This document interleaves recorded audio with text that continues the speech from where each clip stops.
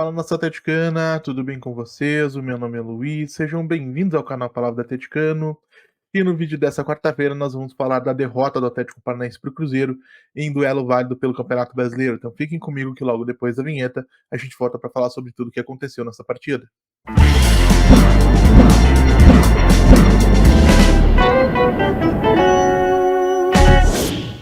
Então vamos lá para falar de Cruzeiro 2, Atlético Paranaense 0, partida que teve início às 19 horas desta quarta-feira, dia 26 de junho de 2024, lá no estádio do Mineirão, em Belo Horizonte, e válida pela 12ª rodada do Campeonato Brasileiro.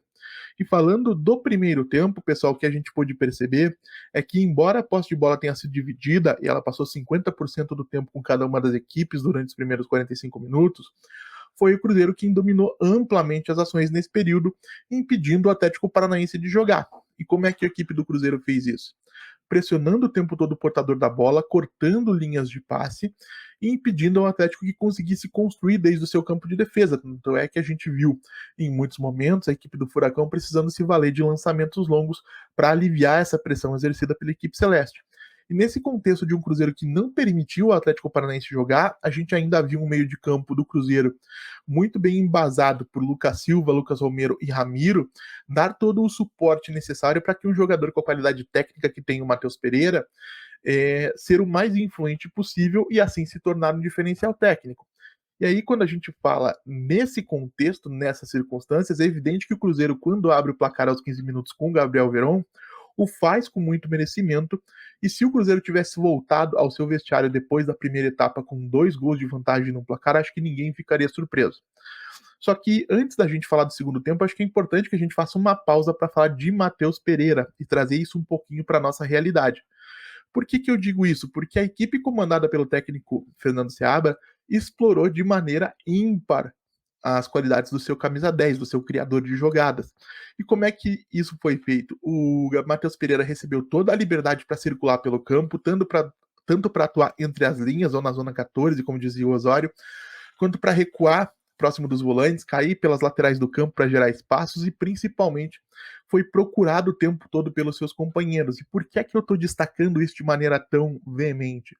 Porque o Atlético tem no seu elenco um jogador com essas mesmas características. Não estou questionando aqui qualidade técnica, até porque o Bruno Zapelli é um jogador bastante jovem. E, por outro lado, o Matheus Pereira é um jogador já rodado, com passagem em Premier League, muito mais pronto e muito mais preparado para um determinado nível de competição.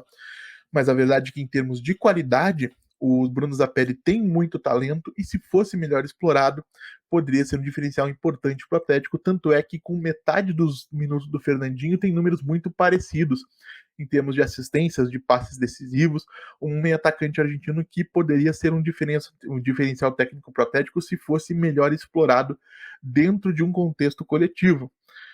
E a grande questão é que não só o Zapelli não é explorado de maneira completa como poderia ser, e o Atlético ainda tem nesse contexto um Fernandinho que também poderia oferecer muito caso o coletivo ajudasse mais, como o Atlético tem sistematicamente aberto mão do Bruno Zapelli. Tanto é que hoje, mais uma vez, ele entra em campo aos 79 minutos. Não tem como um jogador, independentemente do seu talento, fazer a diferença em tão pouco tempo. Então o Zapelli acaba sendo um elemento nulo no Atlético nessas circunstâncias. E é uma pena porque tem qualidade e potencial para fazer muito mais. No segundo tempo, a gente viu o Juca Oliveira voltando do intervalo com o Madison no lugar do Leonardo Godoy. E por mais que o Godoy realmente não tenha feito uma boa partida, né, os primeiros 45 minutos dele não foram bons, a insistência em um lateral tecnicamente tão limitado como o Madison cobra um preço grande, e foi assim que lá no final da partida o Cruzeiro chegou ao gol que selou o destino do confronto, quando o Madison falha de maneira grotesca no lado direito da defesa do Atlético e permite o desenvolvimento da jogada que termina com um gol marcado pelo Vitinho. Mas não coloquemos aí a carroça na frente dos cavalos. O que a gente poderia fazer é o seguinte: eu poderia parar aqui para criticar individualmente o desempenho de vários jogadores, desde um jovem como o João Cruz, que entrou aí durante o segundo tempo, o Zé Vitor, que veio do Maringá, o Pablo e o próprio Bruno Zapelli, que entraram e não conseguiram mudar o destino da partida. Mas acho que antes da gente falar individualmente sobre cada um desses jogadores, a gente precisa começar a entender que o desempenho individual ele é um reflexo do coletivo e não o contrário. E quando a gente compara o que o Cruzeiro apresentou hoje em termos de ideias e de execução com aquilo que o Atlético não apresentou, fica bastante claro por que esse Atlético tem tanta dificuldade para criar, mesmo enfrentando equipes mais fracas, como aconteceu na Copa Sul-Americana, como aconteceu na Copa do Brasil, tá? E aí a gente entende que o que a gente precisa fazer daqui para frente não é ficar cobrando, e embora isso seja até relativamente válido, o Maddison, como eu fiz agora há pouco, por exemplo, ou qualquer um desses jogadores, inclusive o Zapelli, o João Cruz, que tem pouca passagem, a gente precisa de um coletivo que funcione melhor e que permita ao Atlético desenvolver melhor as qualidades e as características do seu elenco. E isso passa, lógico, pelo comando técnico. E eu não quero transformar esse vídeo, pessoal, numa crucificação do Juca Oliveira, porque um técnico com tão pouca rodagem, que tem assumido o Atlético num momento de crise no domingo, para enfrentar uma boa equipe do Cruzeiro lá em Minas na quarta-feira, ninguém faria milagre. Tá? Era esperado que o Atlético fosse ter dificuldades, acabou sendo derrotado, e isso não significa que o Juca Oliveira não tenha nenhum tipo de qualidade, nenhum tipo de competência. Mas a grande questão é que se o Atlético vai ao mercado em busca de um novo treinador, como tudo indica que irá, e o Fernando Diniz segue sendo o principal alvo da diretoria, a grande questão é que isso precisa ser feito de maneira ágil. Eu não estou falando de pressa aqui, porque pressa talvez para algumas pessoas soe como fazer as coisas de qualquer maneira. Eu estou dizendo de pensar racionalmente e executar da maneira mais rápida possível aquilo que se decidiu. Porque o que o Atlético precisa para mudar a chave da sua temporada não é uma simples troca de comando, é que o próximo treinador seja realmente adequado para essa equipe, que esteja pronto para explorar o melhor que cada um desses jogadores tem a oferecer, juntamente com os reforços que chegarão, segundo a gente tem informações aí. Então, o que eu peço, gente, daqui para frente do Atlético não é um técnico brasileiro, um técnico estrangeiro, um técnico jovem, um técnico consagrado.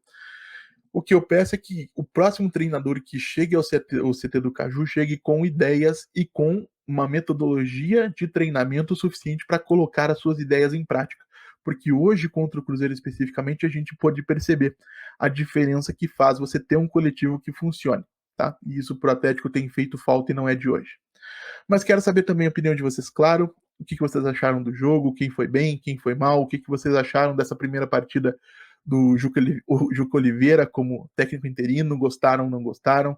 Quem vocês acham que o Atlético deveria buscar no mercado de treinadores? Deixem aí nos comentários, como sempre digo aqui, eu leio todos e respondo todos. E se você está chegando agora, eu vou pedir que você deixe seu like, se inscreva no canal, compartilhe conteúdo em redes sociais.